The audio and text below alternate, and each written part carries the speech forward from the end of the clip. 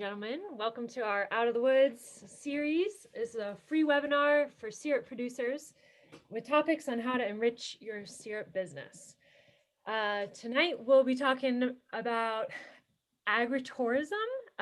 So I guess we're bridging the gap between syrup businesses and other agribusinesses. We have our agritourism extraordinaire and marketing specialist, Cindy Martel, on tonight, and Miss Donna Brooke-Alt from Brookedale Farms.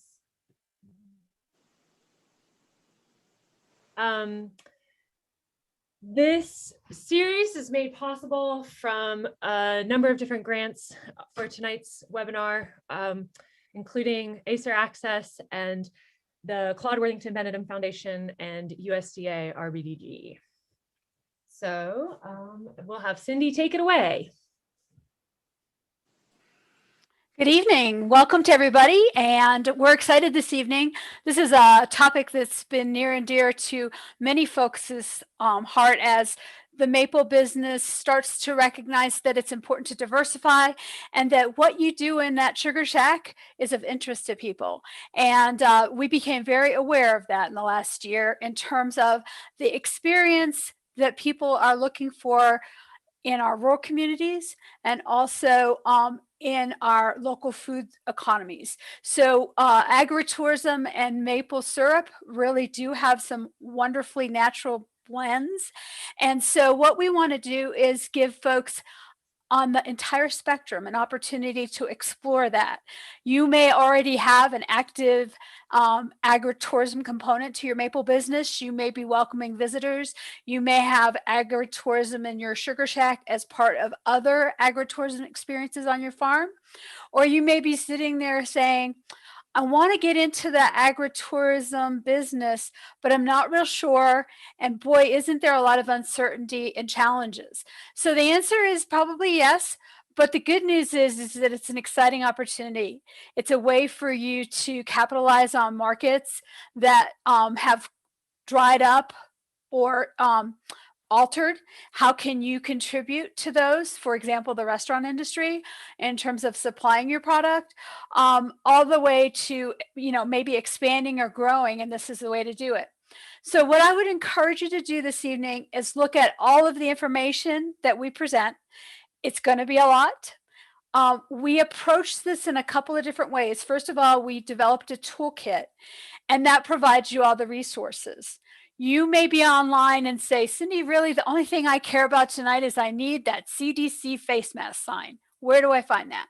So we provided kind of a repository for all of that information so you can go and do that, all the way to, Cindy, we want to consider adding agritourism to our current operation. How do we do that? What tools are out there? How can we make that happen? And how can I go to one place, get what I need, or at least get a number or somebody to get in touch with and move forward. So that was our first goal. The second goal is I really feel like there is no substitute for hearing from your peers. The wonderful thing about agriculture is networking is essential to everything that you do, whether it's production or agritourism. So it's important for you to look towards those that are doing it and doing it well. And that's why we have Donna on with us. Most folks would say, well, Donna doesn't do maple syrup. No, but Donna does agritourism, and she does it very well, and she does it with a lot of thought, and she has been able to look at what's going on in the ever-changing COVID world and at least make a stab at trying to make it work. So with that in mind, please use a chat box. Karen and Kate have been wonderful and instrumental in getting this all together, and it's been a lot, and it's been very fun, but it's been a lot of work. So kudos to them.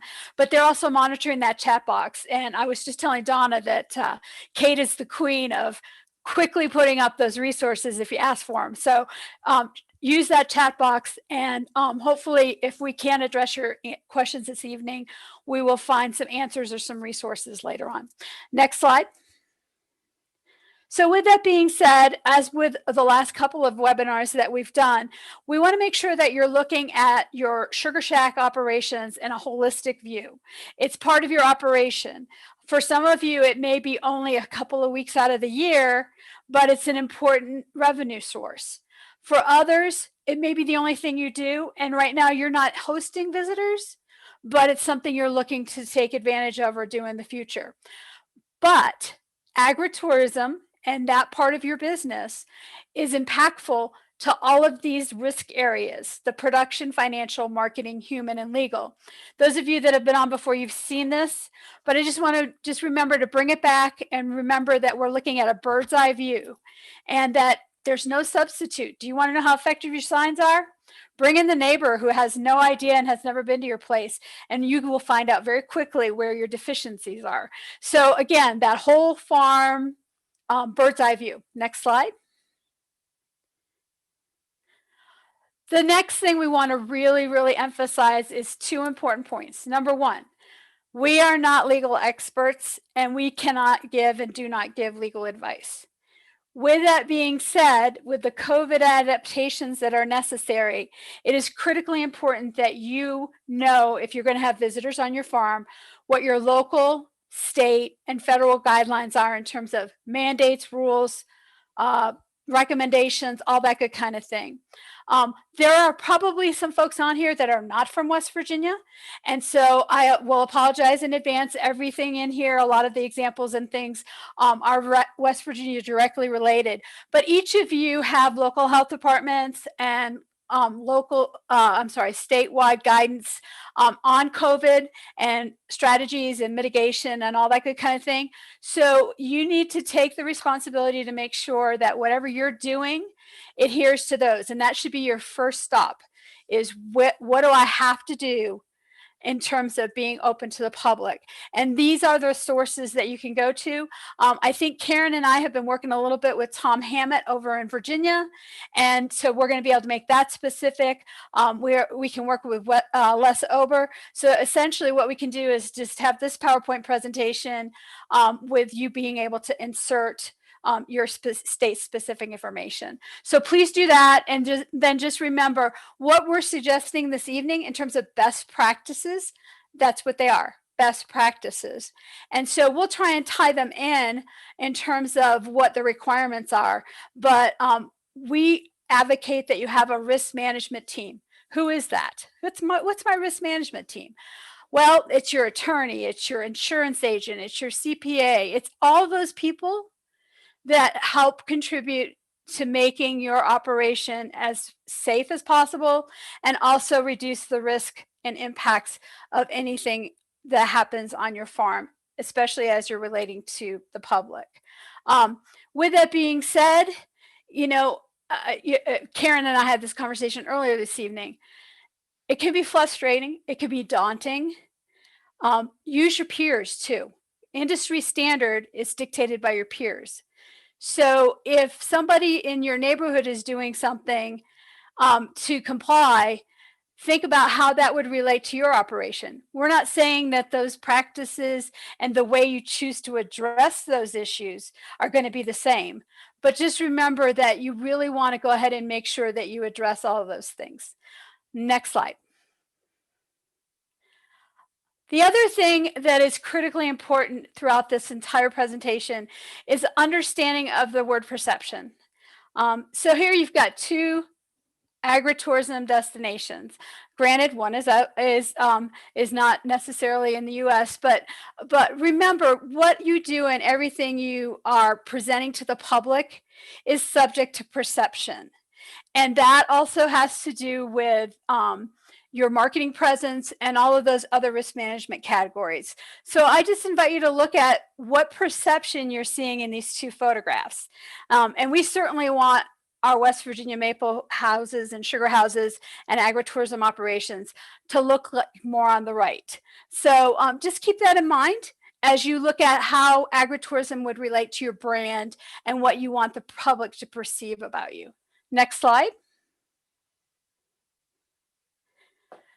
Again, perception. This slide on the left is actually a photo from, I believe, Vermont. A gentleman had an opportunity to do a one-on-one interview with the newspaper about their maple operation and COVID. And this is the perception that he chose to share. The picture on the right, was the subject of a recent West Virginia news article. And so that old adage, any kind of publicity is good publicity because it's getting my name out. Is that really the truth? So think about it as people are taking pictures and sharing experiences at your sugar house. Make sure that you don't become the subject of negative perception about how you're dealing with COVID. You don't have to agree with all of that practices and the implementation, but you do need to think about how that's going to relate to your brand, because ultimately that's your agritourism enterprise. So just be aware of that, and remember that the camera's always on. Next slide. Here's the good news. This is the awesome news. West Virginia is where it's at. Donna and I were just talking. As you can see, my slide screen is of the New River Gorge Bridge. I still do some work, even though I'm out of state at this point, with a tourism attraction. And how exciting is it to be in West Virginia with a new national park and a new focus on outdoor and rural vacation? We are what travelers are looking for. So is your agritourism enterprise going to help contribute to the increase of interest and the opportunities that we offer in agritourism as folks look at strategies to combat? So our Office of Tourism it does a great job of helping us decipher some of these statistics. There's a whole lot of work out there about how COVID has impacted, but I think the most exciting is that folks are starting to feel more comfortable with planning and traveling outside their communities. They are limiting it to a whole lot of car travel. The flying industry has not rebounded as well. But remember, West Virginia, including especially where Donna is in, is this epicenter of the drive traffic to a large percentage of the US population. And they want to come see things like your sugar house, and they want to come explore your woodlands.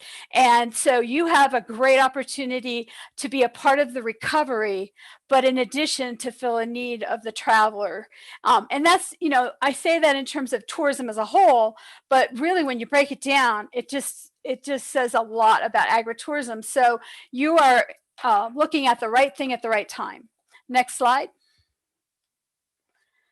So one of the things we wanted to talk about is we've developed a fact sheet. Several years ago, the Department of Agriculture initiated with Senator Rutger in West Virginia, the Agritourism Limited Liability fact sheet. Limited Liability Agritourism Rule.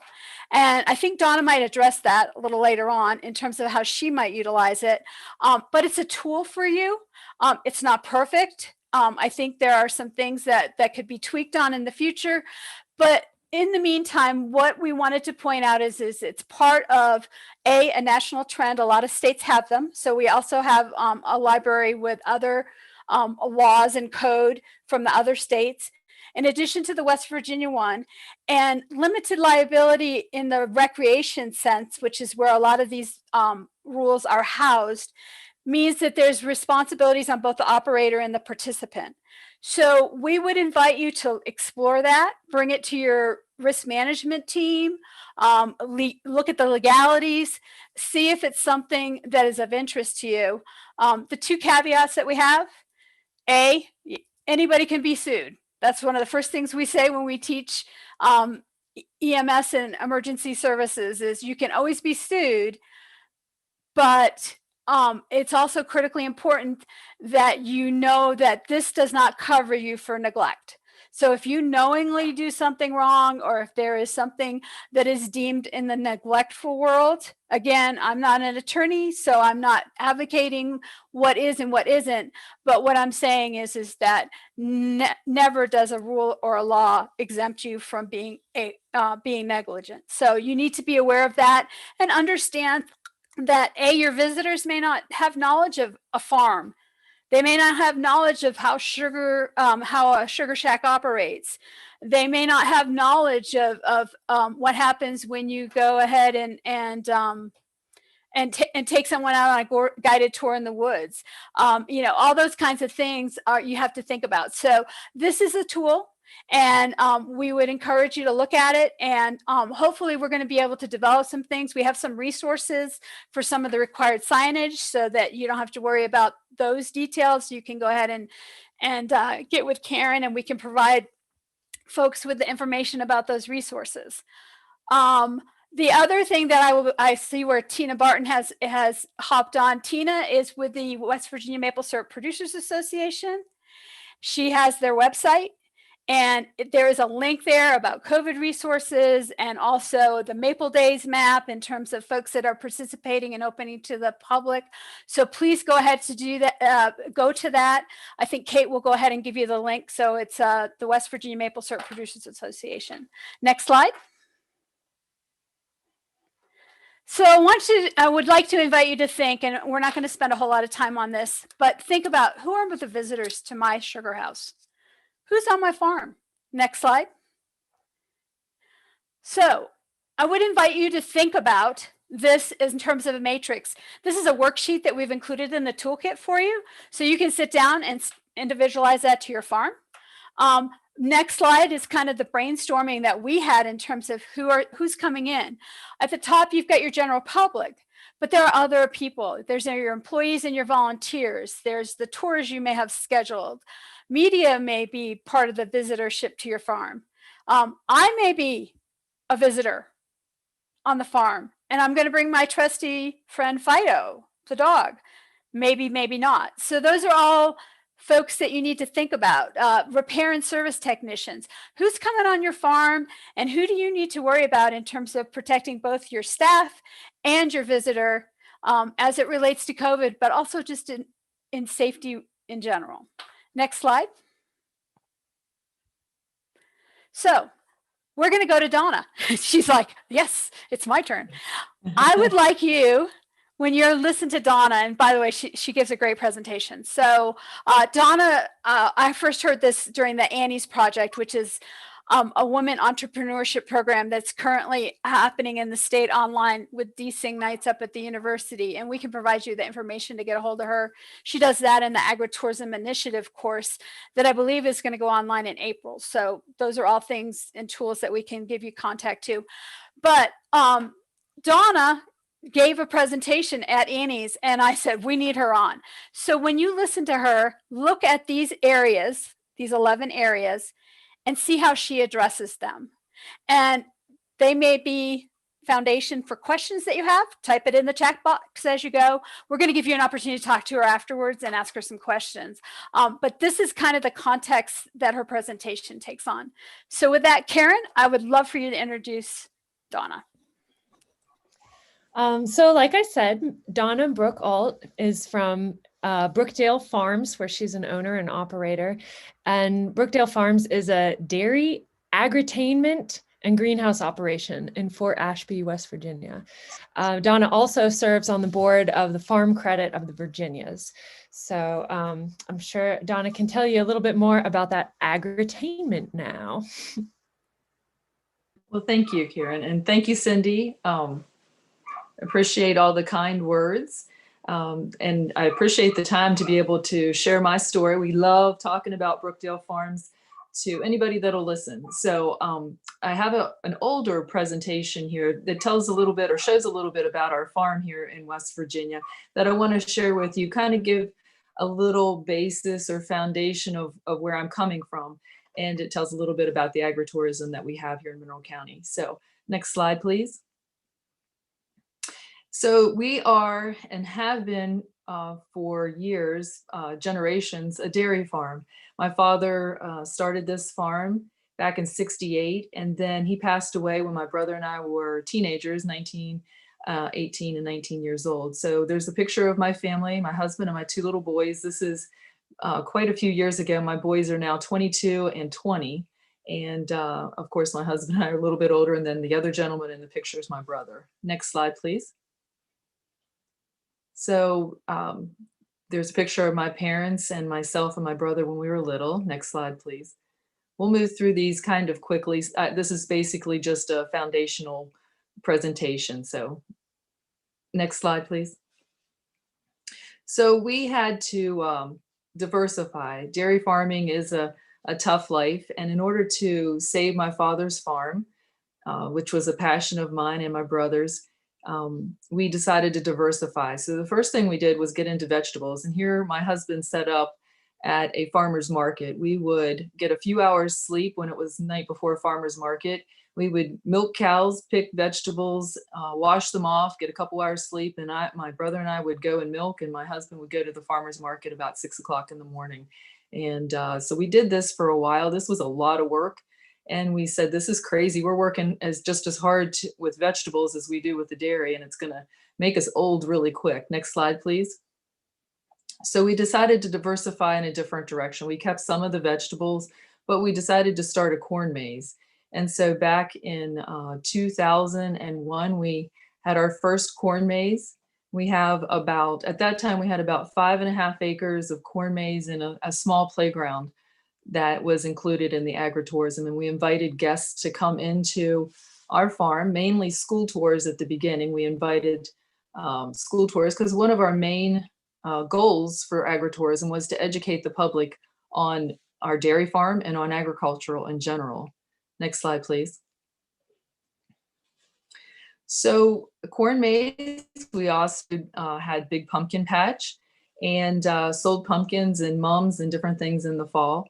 But we decided to also start a greenhouse because we were growing our own vegetables in a greenhouse, and people started stopping in and wanting to buy our plants. And all of a sudden we actually made some money on something that we were selling. So that was kind of neat, something different in the dairy business that didn't happen. That P word, that profit, didn't happen very often. So we started greenhouses. Next slide, please. And here are some of the greenhouses as they were going up. We had just built our third 124-foot greenhouse. We already had two 48-foot greenhouses at this time and a small seed house. Next slide, please. And there's some more that as we were building them. This is a 96-foot, it was a high tunnel right next to one of the greenhouses, the picture on the right. The other one on the left is the 124-foot greenhouse. Next slide, please. And we do, Mother's Day is a big holiday for the greenhouse. That's your do or die. Next slide, please.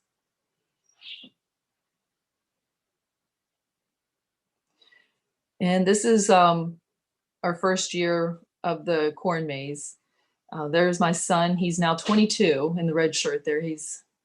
That's how little he was back when we started. We started out very, very slim, and then we grew from 2,841 visitors. We now have over 12,000 to 14,000 typical in a typical year. Next slide, please. And you can, next slide, please. And then these are just some different ways that we promote. We have some activities that have our name in. So when they take pictures, it puts our name in the picture. So when they're showing their friends or displaying it on a wall or scrapbook, there our name is. Next slide, please. And you can continue. Next slide, please.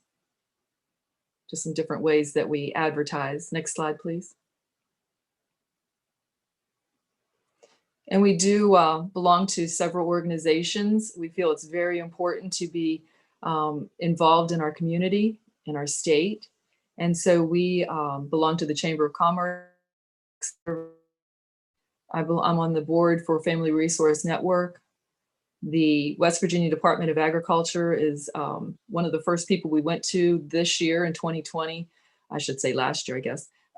When COVID hit us and rules started coming from the governor's office, we try to teach our local schools in a 60-mile radius. We invite them into the farms to educate them on agricultural still. Farm Credit, I'm on the board, but also they come out and help us do school tours. West Virginia Holstein Association and the Maryland Virginia Milk Co-op are other organizations we're involved in. Next slide, please. And we try to be a family location where they bring their kids in and pick a pumpkin, photo ops. Next slide, please. So these are just some of the pictures that are displayed in the fall here at Brookedale Farms. Next slide, please. So we sell crafts. We have local crafters bring their wares in and sell them for them. And we have playhouses. One of the playhouses is a kids' theater where we actually have a theme of each maze each year, and the movie that's playing in the kids' theater connects to the theme of the maze. Next slide, please. We have a pedal cart track and we have a petting farm. Within the petting farm, we do have a barn which has a hand wash station, and we've always had that. This year we added hand sanitizer in different locations, and we have more signage to make sure that they wash their hands. But we've always done that. It's been a very big goal of ours to make sure the kids leave the petting farm area before they go to their next station on a school tour to where their hands are clean, especially the ones that are going to lunch. So next slide, please. And these are just some of the different organizations that come in and help us with school tours. We have the CEOSs that comes in and does a recycling program station for us. And here's Farm Credit Loan Officer showing the kids how a sheep gets a haircut. Next slide. We have a dairy farm. So a couple years ago, we were able to take kids into the dairy barn and we showed them how the milkers that we use gets the milk out of the cows. And then we do a little craft with all the kids. They get to paint a pumpkin or make an ear of corn into a squirrel feeder, which is the next slide. Next slide, please. And there's a kernel crib, and there's the ear of corn that I was talking about. Kids get to take it home and hang it in a tree or a fence and watch the squirrels eat the corn. Next slide, please. And there's just some more community involvement that we do. We have a fundraiser for Warm the Children, which is a clothing organization. It's a family resource network board in the area that I'm on. And we do clothing shopping for families that are in need in the area. So we do a day that we raise money and give that money to the Warm the Children Fund. Next slide, please. And we also do a fall feast off. My son that is in the upper right picture there, he's now 20 years old. But when he was born, we were in the hospital for a very long time. And I had a 2-year-old at the same time. So we lived in the Ronald McDonald House for quite a while. So we raised over $80,000 to get back to the Ronald McDonald House in 10 years and 10, 11 years. And so these are just some of the ways that we want to give back to our community. And this is some of the winners of our competition. We have a fall feast off where restaurants and caterers come in and compete against each other to raise the money for the Ronald McDonald House. So we ask the public to come in, buy tickets, and they get to go through, and they're the judges of the competition. So next slide, please. And we couldn't do anything without our Lord and Savior. We're a very Christian family. And so we do a youth Christian roundup. And this is just some of the activities that we do. We invite youth groups in. Next slide, please. And there's our family, a little bit older, but still that's an older picture a few years ago. And so my husband, Donnie, my boys, Devin and Derek. Next slide, please. And that's just part of our advertisement. We want to be safe, clean, comfortable, and a fantastic adventure for you and your family to come to Brookedale. Next slide, please. And so when Cindy asked me to talk about what I talked about on Annie's project, at that time, my extension agent who asked me to be part of that wanted me to talk about what we did in 2020. Talk about a crazy different year. It started out normal. We had seeds going into the greenhouses and plants popping up in the soil and transplanting going on. And we were filling our greenhouses. In fact, when COVID hit, our greenhouses were full. And we got the news from the governor's office that things were going to be shut down throughout the state. The first person I called is I have a friend on the West Virginia Department of Ag. And I called them and asked, what are we going to do? And he said, don't worry. You are considered essential. You're selling vegetables. That's food. Food is essential. So you're able to stay open. So I said, okay, that's great. We have all these plans. We've invested all this money. How are we going to make it safe for my staff, my family, and the customers coming in? And as Cindy said, went straight to the health department and the governor's office to try to get, as well as the Department of Ag, and try to get direction and guidance as so that we could do it safely. It was the beginning stages of COVID, and they didn't have a whole lot of answers, and the answers I was getting was changing. So we tried to do it safely. We put a plan in place where we gave our customers options. When they get here, there was lots of signage to tell them what their options were. They could call ahead and place an order over the phone and stop and pick it up, and we would load their car. They wouldn't even have to get out. They could pay by credit card over the phone. They could pull in and hand us an order. We would load the car for them.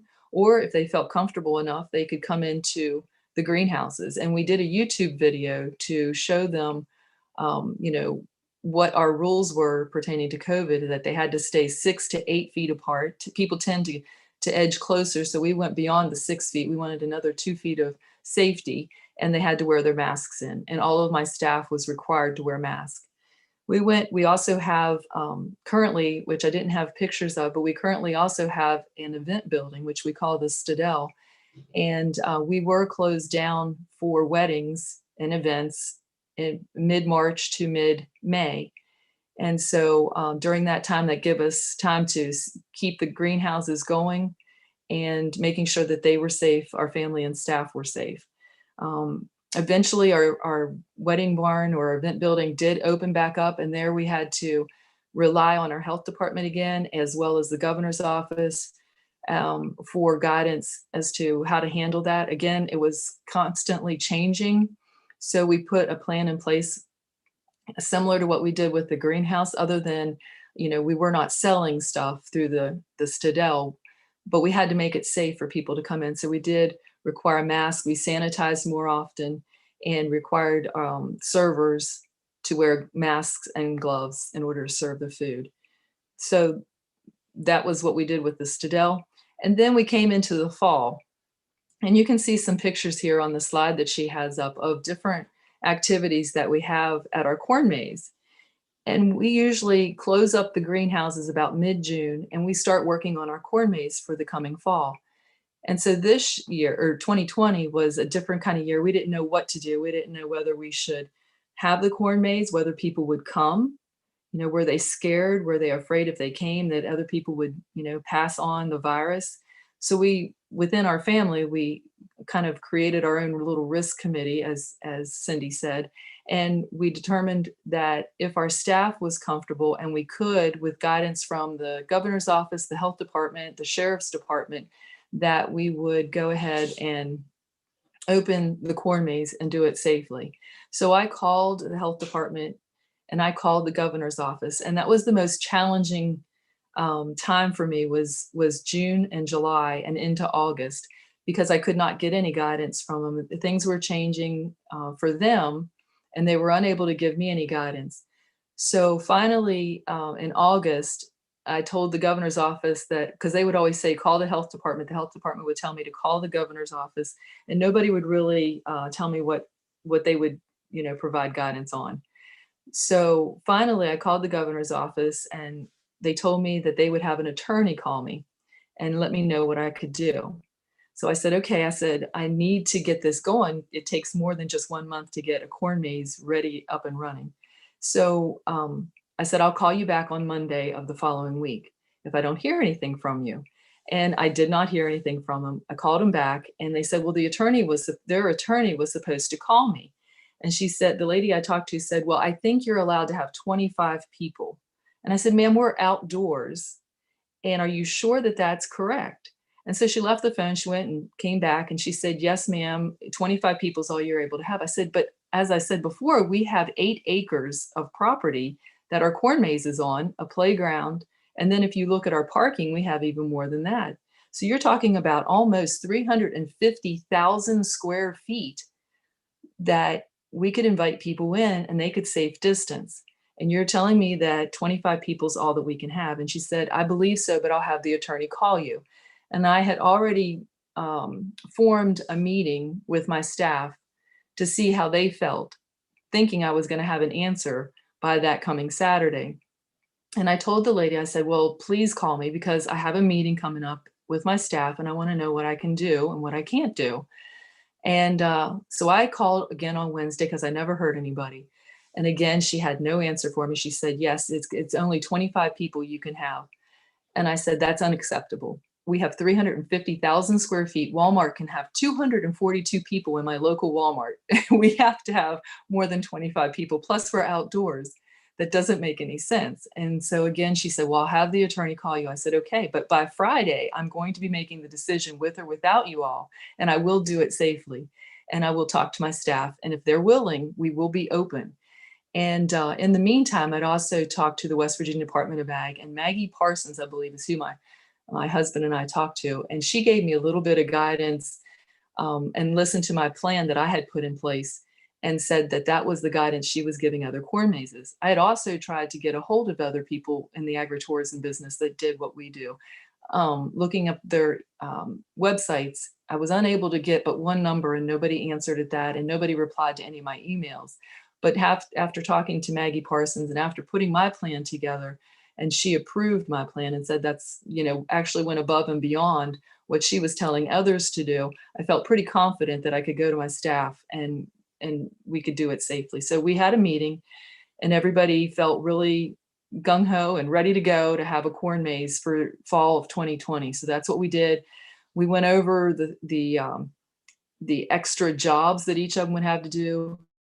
Each of them have to wear a mask even though we're outside. And so I had a lot of rules in place to keep us safe and to keep others safe that maybe you wouldn't necessarily think you would have to do, but I felt it was necessary to keep the public safe and us safe. And that was to wear a mask at all times. And part of what Cindy presented was about perception. And if anybody would have walked in here and took a picture of any of my staff without a mask on, they would have treated us like other businesses in the community that was put on what they're calling Karens, and they would have been publicized that we aren't following protocol and that we wasn't doing what we were advertising. But we went out and we made 24 by 36 inch signs. It was only $12 for chloroplast signs, and we put them all over the farm as far as you must wear a mask if you're in a line and a hayride. If you can't safe distance 6 to 8 feet, you must wear a mask. And so we had areas that we required masks, and like I said, in line, on the hayride, and in the maze if you couldn't safe distance. And we also put signage up as they got out of their vehicles. There was a sign that said, if you are feeling ill, if you have any of these symptoms, please do not go any further. The next sign told about the COVID rules about being in line or on the hayride or in the corn maze if you couldn't safe distance. And it also told about the food, because we do have a concession stand, and it told about the rules about your kids being on the playground. The next sign that they came to as they went to our admission booth was basically welcome to Brookedale, and it was a typical sign, how old you have to be and what it costs and what is included. And we did pony rides this year, which there was an extra fee, and we have a paintball range, which there's an extra fee. Everything else is included. So it was just our normal signage that we had at that point. And then before they in our typical years, we have a ticket booth, which is a little shed or a little building that you walk into and you buy tickets from. Well, we didn't feel that was safe for our staff person that was in there, nor is it safe to have people lined up. So we got an admission booth from our fairgrounds. We asked to borrow one of those that has a plexiglass, a small hole for voices and a small hole for them to hand their credit card in or cash. And so our staff was protected and they were protected. We also provided hand sanitizer stations all throughout the corn maze, and hand sanitizer was right there on a table as they entered. Our staff would sanitize each family or each person, however they felt. And we also took temperatures before they came in. So we were doing all these things to kind of protect ourselves and to make sure everybody coming in was healthy and not, sick, and that we wouldn't pass this on. So once they got in, they were able to select what activities they wanted to do, but no matter where they went, there was hand sanitizer. We also rented more porta potties and more hand washing stations and set those throughout the maze.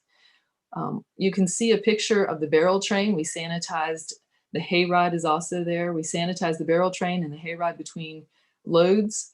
And then you'll see a picture of the girls on the playground in the lower right hand. So we had in a typical year, we have one person on the playground, the pedal cart area, and the playhouses to make sure that they follow the rules. Well, this year we had 4 people on the playground to make sure that things were sanitized. If a child left a toy, we had one of the girls or guys with their gloves on and bottles of bleach water to go over and bleach every toy. And we did rotations. So we tried to bleach it after every child got off. Sometimes kids are faster than we were, but we definitely kept going around and around the playground nonstop. My staff was amazing. You'll see the lady up at the top in the animal barn. She sanitized the animal barn as best she could. And then we also, in the lower left, you'll see our concession stand. That's some of our cooks and the manager of the kitchen. In the kitchen, we did keep a menu there. We did open it up, but we just reduced what the offerings were. We tried to take off things that would take a longer time preparing so that our line moved faster. We got rid of those items, and we had just the things that was quickly, and we were able to move through the line faster. And we also had all kitchen staff had to wear masks and gloves to keep safe. We also wrapped the food that was going out the window so that if it passed by somebody that was standing by, that, you know, if they happened to cough or sneeze, that they wouldn't get anything on the food. So we tried to think of everything that we could in order to keep our guests safe as well as our staff. And with that, I can take questions, or Cindy and Karen, Kate, I'm open to what you want me to do. Thank you, Donna. First of all, I know there's a couple of questions in chat, and I'm going to let Kate facilitate those. Donna has agreed to stay on until the end. So if you have some questions that come up, some of you are concerned. You're like, okay, what does a corn maze have to do with my sugar house? Well, the answer is everything, because the things that you heard Donna talking about in terms of A, her frustration trying to get some answers, B, ultimately settling on the resource and recommendations from the Department of Agriculture, which we have that fact sheet that they developed. Remember, those are general guidelines. Everything that Donna did wasn't necessarily mandated or a rule, but it helped with the perception and her ability to reduce the risk and actually have her operation open, which, Donna, if you hadn't have done these things, it would have been a significant revenue loss for you, correct? Oh, that's absolutely correct. Yes, ma'am. So what I would like you to do is think about this in terms of your sugar house and your visitors that are coming into the sugar house. Some of it may appear to be too much, but is it really when you look at the perception? The items that she talked about. So actually, next slide, I think we have a repeat of those questions and areas that we talked about back, Kate, before. Okay. Know what, Kate, just go ahead and go forward, and we'll go ahead and work it in there. Yeah. Instead of going, there you go. That's what I was looking for. So, first of all, Donna had to have the question, answer the question, do I open my operation? Do I open my sugar house to visitors this year? Or is it just too big of a risk? Am I in a red county where basically none of that is being encouraged by the local health department because we're trying to get down case loads in terms of COVID? So, Donna did that. To some degree of success in terms of getting answers, but persistence is important. She looked at who were her visitors. 25 wasn't going to cut it. She couldn't operationally make ends meet. When you're paying 4 people in the playground, you need to think about it in terms of your sugar shack. Do you have to put somebody in the parking lot now? Do you need to have that ticket booth? I hope that somebody asked the question about Donna, which, did you do online scheduling, or did folks schedule if they were coming as a school group or whatever? Was that something that you used in terms of a COVID strategy to help? Employees were at the forefront of everything you just talked about. And what I thought was really interesting was the fact that your employees were integral in terms of deciding what you did for COVID. And so as you look down through this whole list, understand that there were very few had to.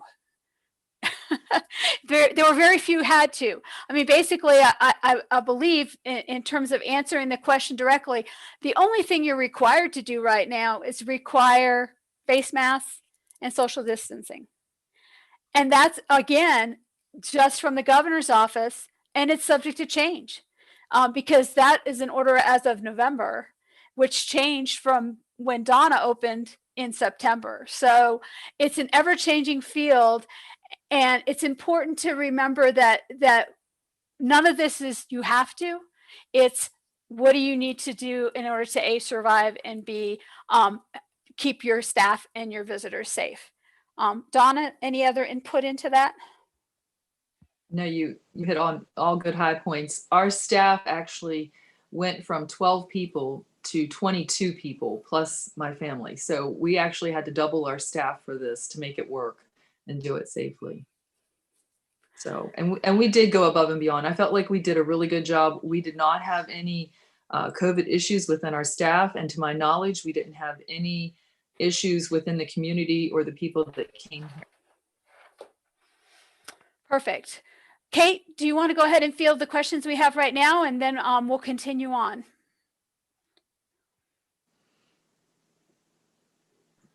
I think that we only had, I only saw one. Let me see if there's another. In regards, someone was asking, what did you use to take people's temperatures?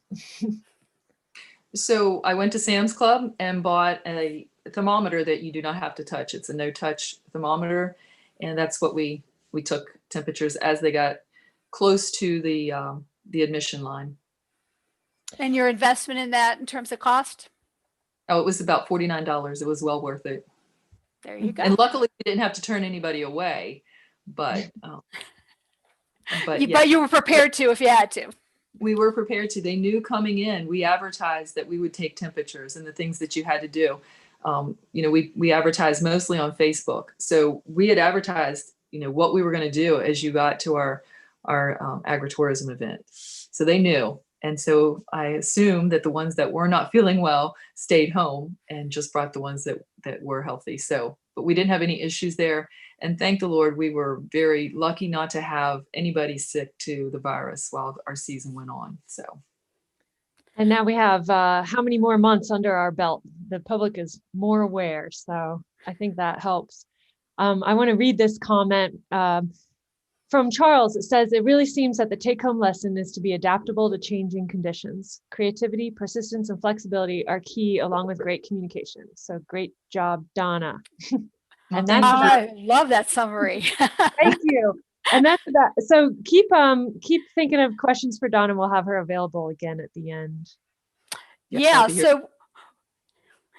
So the next part of this presentation is to familiarize you and introduce you to the tool that we've had. And again, a lot of what Donna was saying are the overriding eagle-eye view of your operation. So we know that there's going to be risk. And that was one of the things Karen and I talked about earlier was we don't want this to be a deterrent to someone to explore the opportunity, but we want you to be aware that you've got risk and there are lots of ways to mitigate or reduce it. And these are the generally accepted ways. And it really does apply to your sugar house. What can we do?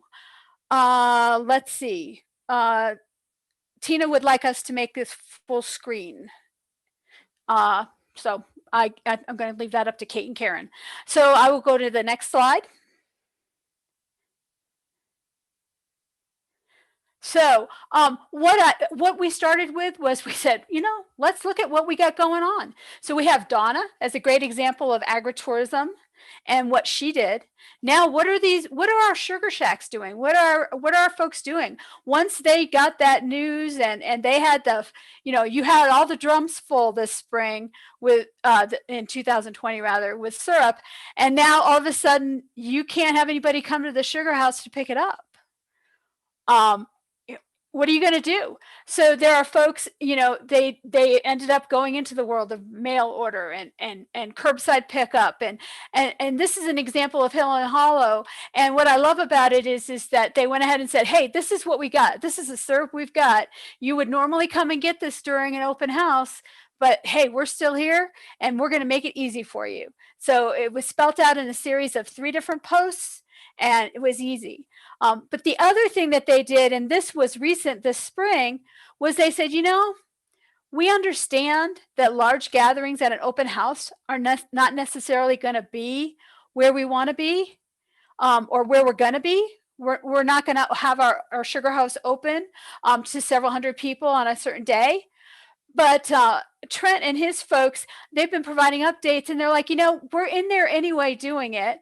Our facility is COVID friendly in terms of we can have those best practices in place. And we're going to be in the Sugar Shack. If you want to stop by, come on by. We're welcoming visitors. We understand that you need to wear a mask and all that, but we'd love to have you come on in. Next slide. Orr's Farm Market. There are several West Virginia sugar producers that actually carry their syrup here. They're in a retail stand, but you can look. Their staff has been trained, much like Donna. They're using barriers and table space to separate themselves from the public if they're working with them. You can do the same thing in your Sugar Shack. Prepackaged food, food that's in a sealed container, a scavenger hunt that is on your own, and you would go ahead and sign up for it. So you actually can control your crowd size. These are all things that West Virginia farmers are doing, and you can easily implement in your sugar operation. Next slide. Here's a couple of examples. These are 2 posts from the Pocahontas County Convention and Visitors Bureau, who has been very supportive of Maple Day activities. And here are 2 entries of folks that are doing things. What I particularly noted with the Hillsborough Maple Works, they're very, very transparent about what they expect their visitors to do. They're going to have to socially distance, and they're going to have masks. The U Mountain Center, they're going to go ahead and still do that food service / promoting cooking with maple, but they're going to do it with boxed meals on site. This is strawberry operation in Monroe County. And this is a newspaper article where they had the opportunity to explain their programs and how they were making it COVID safe. So using the COVID best practices that you adopt also were a way to help perception with the public that you were attempting to provide the safest experience that you could possibly have.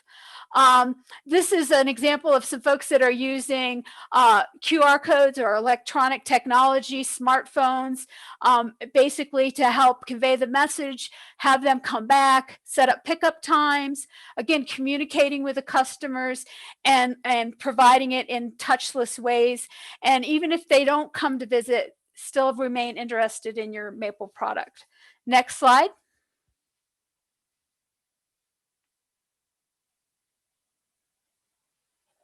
Next slide. There we go. All right. Frostmore Farms, Rachel and Adam Taylor. They were the pioneers of the self-serve farm stand. They were self-serve farm stand before it was cool. That's one of the strategies that folks advocate in the agritourism industry. We are going to go ahead and at the end of this presentation, let you know that Adam and Rachel are going to be on as part of our next workshop series to talk about the good, bad, evil, and best practices as it relates to their self-serve farm stand. But one of the things I wanted to point out is that the travel and tourism trends, as well as agritourism trends, point to the fact that if you can provide an opportunity for folks to purchase or engage in more than just one activity or one commodity, now is a good time to do that. So if I have made a commitment in the COVID crisis to make sure I shop local, if I can go to your Sugar Shack and pick up honey, maybe some local baked bread, maybe some vegetables from the greenhouse, the more I can provide the customer an opportunity to engage in a local activity, the better off you're going to be in terms of attracting guests. So when you're thinking about any visitors to your sugar house this spring, what are you going to do to encourage them to A, engage longer, and B, take more home from the local market? Frostmore Farm also now does pick your own blueberries, and I'm not sure you can see it. I think it got cut off in my editing. I'm not real good at the photo editing thing, but down below you'll see it was self-serve and checkout, self-checkout. There was disinfecting supplies for the baskets and the gathering containers. There was hand sanitizer, just a real emphasis on allowing people, giving people the tools they need to be able to sanitize and practice good hygiene. And I would advocate that you need to do the same thing. And when we get to the tool here, you'll see that. Next slide. And Russ, Rachel will tell you about the pitfalls and things you can do to reduce loss and theft. So we got you covered there. This is an example of a sugar bush that's doing self-guided tours. They're using QR codes. Basically, they have an established trail. You shoot the QR code on your phone, and if you've got reception and broadband is not a huge issue in your area, then it's basically a guided walking tour. Doing virtual tours. Many of our sugar makers in West Virginia this year have gone ahead and set up virtual tours, kind of showed people what was happening in the sugar house at all hours of the day and night, because that's your reality. So giving them an opportunity to say, hey, just because we have COVID and we're not able to open up to the public, we're still making that syrup and we still need you to buy it. This is an example of a scavenger hunt where you click on the QR code and they give you the answers. Again, you could do that with a maple theme, providing recipes via maple. The good thing about these QR codes is that they track how many people are using it. So it's a really good way to see how engaged folks are. And then here's an example of give us some feedback on your visit today. And by the way, come on back maybe at another time when you're more comfortable in terms of our face masks and all that. And here's, get a cup of coffee. Next slide.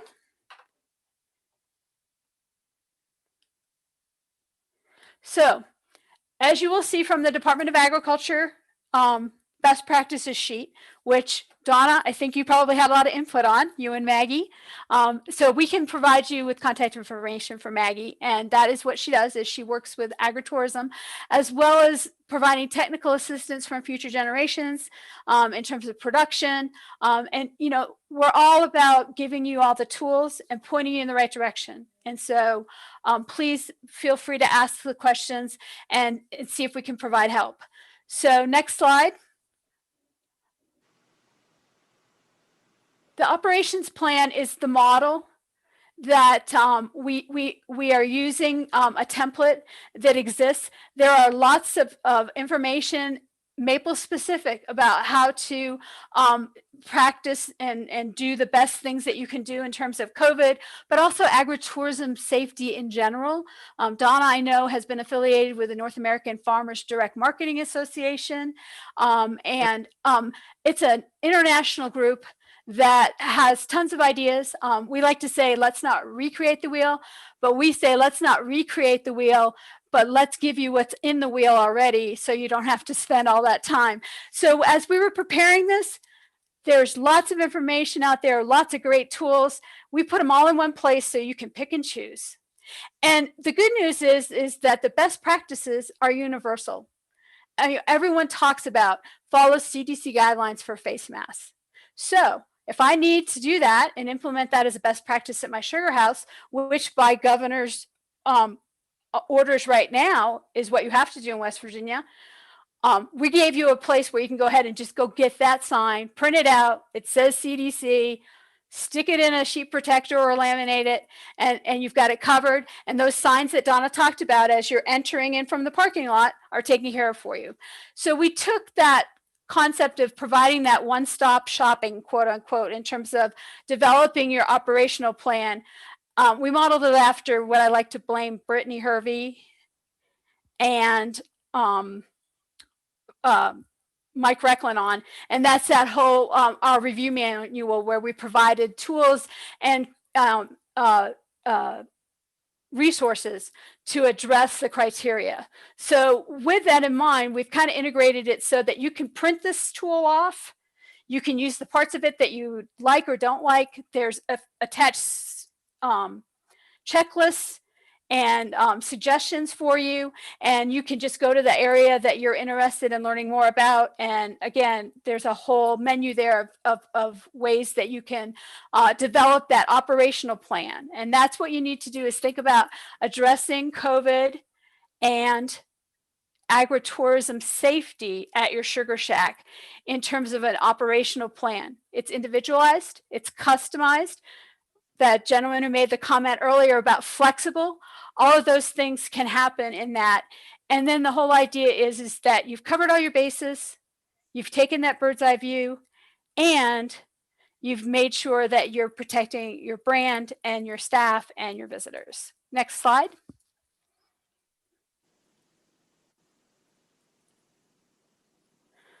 So the chapters or the modules or whatever you want to call it are those same questions that I put up before Donna started talking. Those are the areas that you need to think about in terms of your sugar shack. Next slide.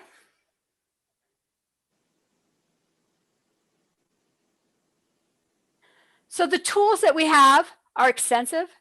There's information, there's more details. We're going to go ahead and give you the down and dirty of each of those sections so that you can A, go back and look, or B, answer questions or ask questions rather of Donna or anybody else on the panel, or even the group as a whole. How can I solve a problem based on these section areas? So first of all, we start off with the assessment. You know, look at what you're doing. Do you want to be open? Are you in a situation where by mandate, this particular operation had to be closed earlier in the summer? We're not at that point. I don't believe that there's at least a statewide mandate that says you can't open your sugar house. There are just some other restrictions in terms of the face mask and distancing. But, you know, we have some counties where it's really not, you know, the health department is also weighing in and saying, we really don't need you to be open. So you need to really look at that, answer the question, both in terms of what you're required to do and what you can do. Next slide. Question number 2, who are your visitors? I gave you that worksheet earlier. Who are they? Part of it is that this tool, you may not use but 1 or 2 of these sections because you're only going to expect 25 visitors this year. But what do you do if you're at like Donna and you've got 11,000 visitors, not to mention wedding parties happening? So, you know, this plan was developed so that it can grow as you grow. So think about when you will want to do that. We recommend, and Donna, I think will tell you that it's kind of universal. Once a year, you sit down and you look at that team that you have. Is your insurance coverage adequate? Do I need to add an event policy because I'm doing a special event and I expect lots of folks? Do I need to incorporate some new staff training? Those are the kinds of things where you would go ahead and revise this or revisit it. And also, you may have some additional farm visitors. You may decide to start school tours, and boy, do things need to change if you're going to do that. You know, what's the height of my hand wash station if I'm going to host kindergartners and first graders? So those are all things that we hopefully it will, this particular document will help you be able to do that very quickly and seamlessly and say, oh yeah, what we've got now, this is how we can build on it and make sure that we address the needs of any growth units. Next slide. Donna also mentioned the importance of community. I would stress that. Let people know what you're doing. Look for opportunities to partner with people. Let the community know that you're a safe place to go, that you're doing everything you can to take care of your visitors. If you have lodging properties that are referring people to you, let them know that you're going to take care of their guests the best way you know how. So please make sure that you think about it in terms of a community. Your sugar shack can be a great place for folks to really understand and appreciate your community and the best it has to offer. Understanding that, and I think Donna really pointed this out very well, that staff buy-in is critical. And, hand washing, as much as it seems so simple, it is amazing how it's not done properly. Remember that you and your staff are modeling, and make sure that they understand how to do that. Provide your staff. Donna will probably tell you that the invoices in terms of gloves and masks probably went up significantly this year.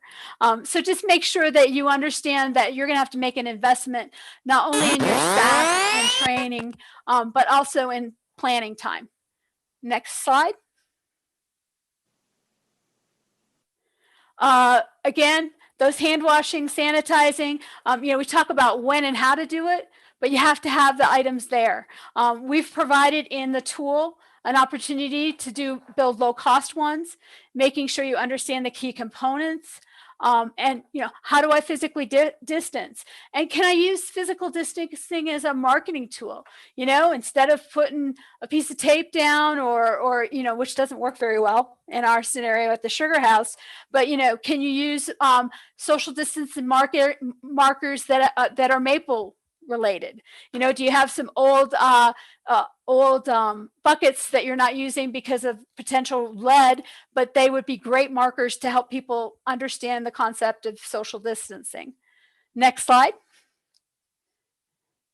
The fifth unit is really critical, and it really talks about the evolving world of social media and any kind of tourism, and particularly in the COVID world.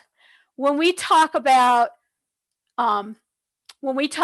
media and them coming to your sugar shack, that's all great. And usually you're talking about an article or some kind of publicity, but you need to look at your visitors. Every single one of them that has a smartphone in their hand that can take a picture is really part of the communication and marketing component of your business. And that can be good or bad. I always point to several years ago at the Indiana State Fair. And by the way, I did contact Kelly at the State Fair to figure out what the state mandates were in terms of her with fairs and festivals and how they would relate to the Sugar Shack. And she was a great source. She belongs to the International Fairs and Festivals group, and she's actually an officer. But what I'm reminded of with that group is that several years ago at the Indiana State Fair, they had a derecho type of event that went through. They had thousands of people in the audience.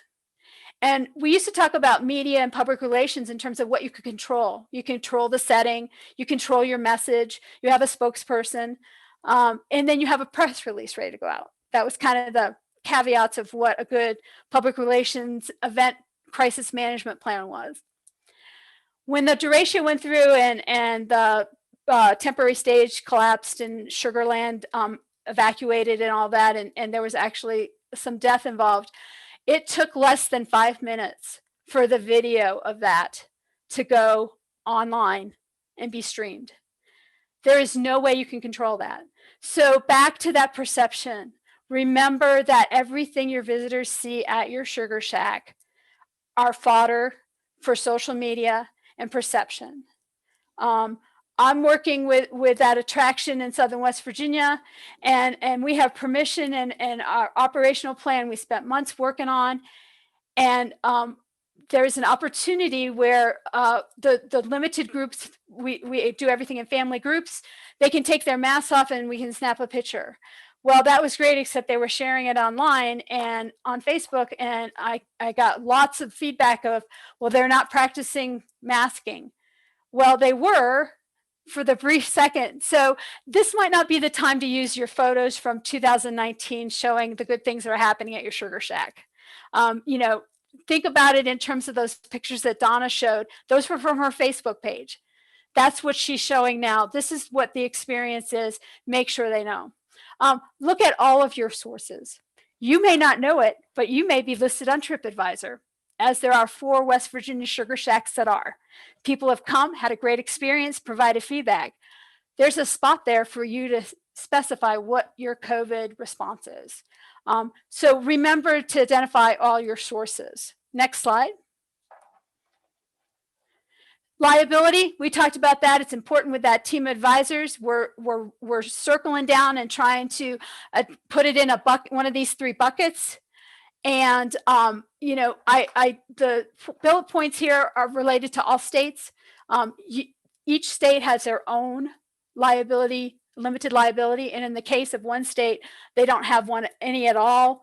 But remember to make sure that you understand that these rules and laws have not been tested in court. They don't absolve you of negligence, and you need to make sure that they make sense in terms of including them. So again, that's a question for your team. Next slide. So much like all of these other chapters that I just talked about, if you click on the resource, there's a button that takes you to a folder where all of these documents and resources are available. There's templates. There's reference to the appendixes in our Maple regulatory criteria. We should be able to provide everything you need in terms of questions and responses in multiple areas. And again, if you're overwhelmed by it, or Cindy, I don't turn on the computer, that's fine. We will get you the information. We want you to feel comfortable with developing this operational plan. Face coverings, we talked about that. A lot of that is guidance from CDC. We've included all that. Again, it's perception. And so you need to remember that you're modeling that. Go next slide. Parking and welcome area. This is your first impression. It also can be hard because you don't know what to expect. You don't know what you don't know. Ask poor Paul Ronk on his first Maple days. He just never had any idea how successful it would be. Donna, I suspect that you've had to really do some planning for parking, even in a non-COVID situation. So look at those considerations there. Check your local requirements. West Virginia weather in the spring. West Virginia weather in the fall. I remember a particular pumpkin festival where there was 2 tractors, and all they did for the last 2 hours at closing was get people out of the pumpkin park parking lot. So I think they've drastically improved that, but it's important to remember that. And, you know, our sugar shacks, they're there for a reason because they're close to our production. But that doesn't necessarily mean that they are going to be ideal places for low vehicles. Also make sure that, you know, accessibility, warn people if they are going to have to do a significant amount of walking or are going to encounter those obstacles. And, you know, perhaps with the COVID requirements, it's going to make it difficult for them. You don't want to discourage, but you also want to be realistic with them so that they don't get there and have their expectations unmet. Next slide. Crowd control, what can you do? Donna will tell you, you have stations, you have diversions, you have spacing, you reduce your touch points, you keep doors open so that people don't have to do that. You provide individual water that's single serve disposable instead of a water cooler, those kinds of things. If you're not going to be able to be open, and if you make the decision to not be open, you know, can you do some virtual tours or other ways to help people have that the Sugar Shack experience without having to be there? Next slide. Kate did this. I love it. So we talk about traffic flow and how one way, and I think Donna will tell you that they really worked on that, and it's an effective crowd control. It begins on the way to, with good clear signage. So I used Indian Water Maple as an example there in West Virginia, and then we took a diagram from a petting zoo farm. And you know, think about it. Our focal point in the Sugar Shack is the evaporator area. You got lots of signage that is directing people. They're flowing in one way. We were always aware that the evaporator area was a high risk area just because we use heat significantly. So is this a time to think about maybe some barriers? Is there a countertop that you could put up that people could still observe, but at the same time stay socially distanced from both the evaporator and other people? Plexiglass, you know, what can we do in that evaporator area to keep people moving, but at the same time still can give them that experience of seeing how syrup is made? Next slide. I got this out of Maple News. I love this. So here we have on the left a sugar bush farm in Woodstock, and they have the hand washing sign, which is great and certainly applicable in terms of a COVID environment. But underneath, and it's hard to read it, but it says, is the tasting room full? They were doing samples, individual self-serve samples that were covered. And they had the ability to do that, but they also didn't want to maximize the number of people that were allowed in a building at the time.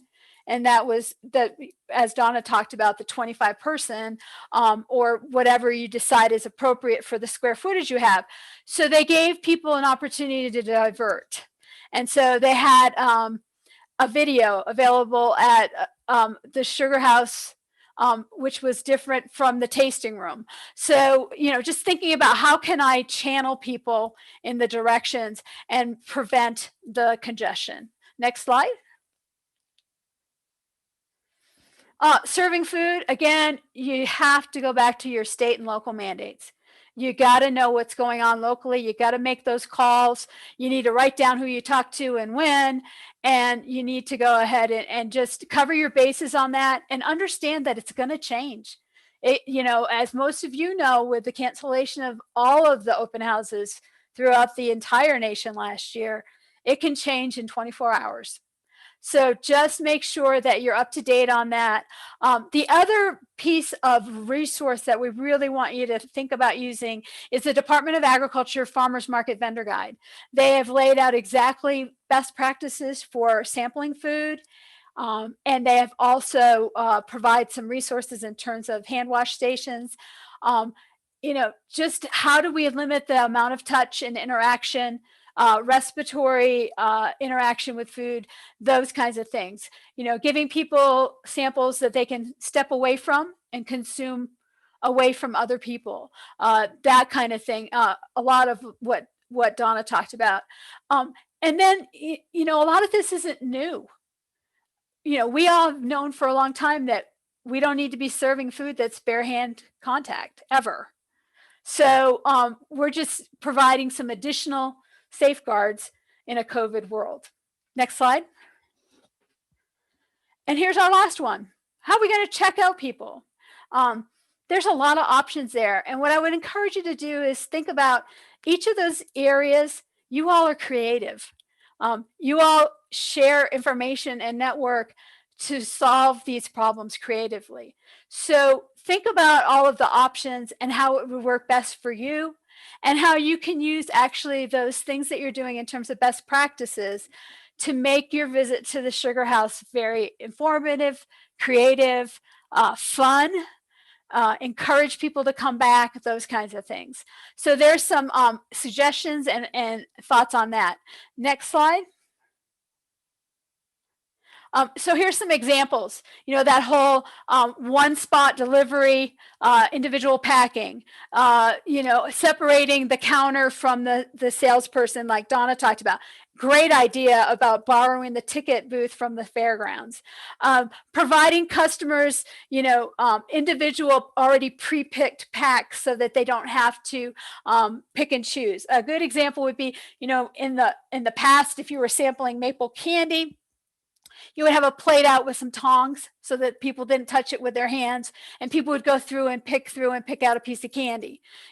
Do you put that in a souffle cup that's covered now, and here's your sample? Go ahead and step away and try your sample. Just those kinds of things are things to think about and consider. Next slide. Here's an example, and again, this is from Maple News. This is up in Maine, and what you can't see really well is that blue circle. That's a piece of plexiglass. Relatively inexpensive way of providing an opportunity to have that retail transaction, but also consider COVID and distancing and protecting both the visitor and your employee. Again, this is a flyer. They had their products, instead of having a lot of shelves where people could go through and touch and handle, they wanted you to, they did a display. Here are the items that are available. And oh yeah, by the way, in the bottom left corner, they talked about that you had to have masks and distance.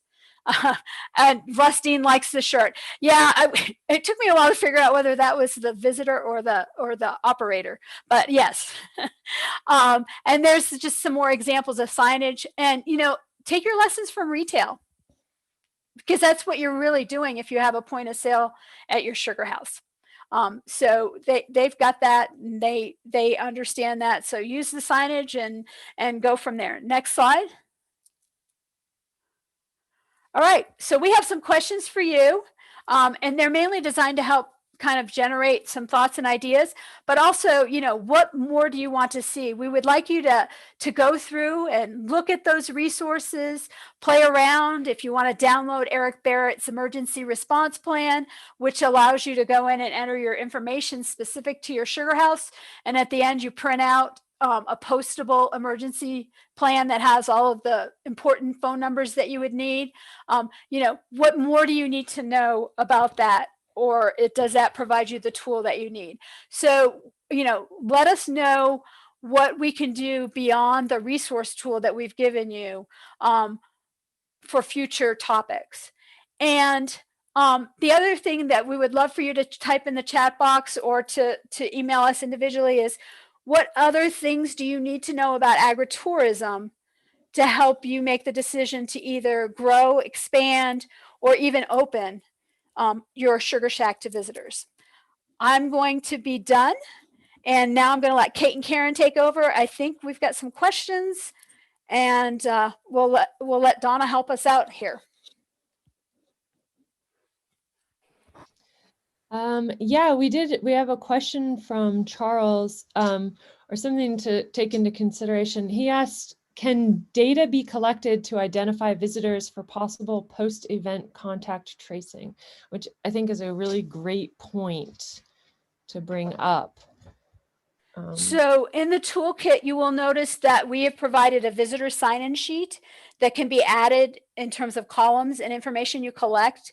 And we would highly encourage you to do that from a marketing perspective, and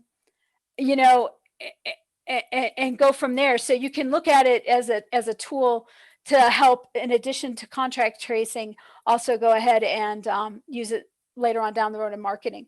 Donna, how did you address that? As far as people signing in for contact tracing, is that what the question is? Yeah. We did not have anybody sign in. We didn't want people to touch any more than they had to. So we did not really this year focus on getting information of our guests that are here. Another good idea too is you can take that visitor sign-in sheet and have one of your employees every hour or so go and just put the time on the line below the last visitor, so that you don't have to contact everybody who was there for the whole 8 hours that you were open or so, but you could isolate things even further. But I think that's a great point. Thank you, Charles. I do have one. So in the greenhouse, which would kind of pertain to could pertain to the sugar shack, because it's a retail and it's an outlet. Just they come and they buy and then they leave. So we do use the square, and so that would be the corn maze. I didn't have that; it was a different situation. But in our greenhouse, we do have the square, which we have access to all of our customers that come in. They can register through that, and most of them do for information later on of activities we do, because we do classes within the greenhouse and everybody likes to be involved in those classes and sign up for them. So most of the people do that. So if you do collect information through a credit card or the square, that works out well too. Great point, Donna. Like it, because we're encouraging contactless transactions. Exactly. Kate recently resent the link, but also if you go to the top of your chat, I think it should be the first link we sent out. That is the toolkit that we keep referring to. And I just want to encourage, it is fairly extensive. So if you feel overwhelmed, at the very least, open the PDF with the big maple leaf on it in that first folder that you find there, and read through those bullet points and just start to explore it a little bit. I think the more you read about this, the more you start to gain sort of an overall understanding of how to keep everyone safe. Yeah, and we tried to compile, I mean, you'll find, Maine Sugar Shack or maple specific best management practices. You'll find CDC, you'll find the state guidance, just a whole range. And what you'll find is those best practices are consistent and not necessarily specific to a sugar house. So, that's the great news. If you decide to do something else in the agritourism world, you've got that operational plan at least started.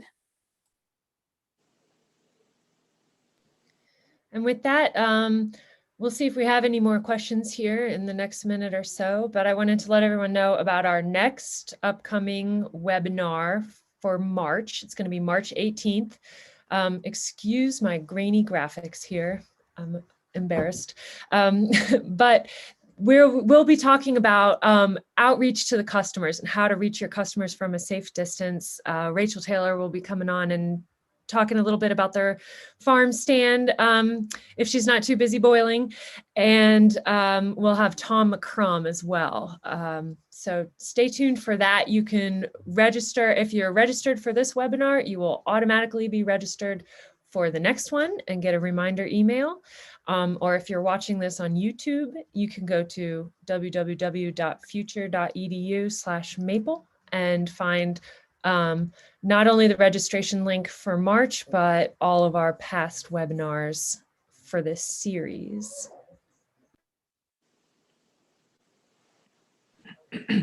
And I don't see any more questions, so I think we're over and out. Thank you, everyone. Thanks, Thank Donna, you, everyone. Cindy. Thank you for letting me be part of this. We really appreciated your perspective.